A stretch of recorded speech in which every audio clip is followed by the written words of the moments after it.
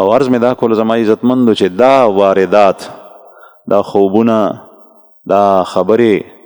دا اواز نصیحت،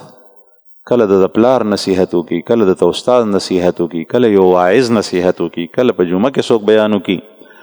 داسې ګناه پکې ذکر کی چې په هغه ګناه کې ته مبتلا یې،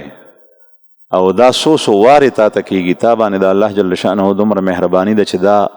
وارننګ وخت په وخت سره تا ته درکوي چې ګورې دا پرېږده، دا پرېږده، دا پرېږده، دا پرېږده. که چېرې تا د هغې نه فایده وانغشته، توبه نه وباسې، ګناه نه پرېږدې او دا څیزونه ستا په غوږونو کې ننوځي، یو وخت به داسې راشي چې دا واردات راتلل به بند شي، ځکه چې دا د الله جل شانه یہ اللہ کے مہمان ہیں، یہ جو اچھا خواب ہے یہ اللہ کا مہمان ہے، اچھا خیال ہے یہ اللہ کا مہمان ہے، دل میں الہام آیا، اللہ کی طرف سے بات پڑ گئی، یہ اللہ کی طرف سے مہمان ہے. کسی کی زبان سے بات نکلی اور وہ آپ نے سنی. کبھی ایسا ہوتا ہے اسی مجمع کے اندر بعض ساتھی مجھے بتاتے ہیں کہ وای مرګره راغله و هغه چې دا خو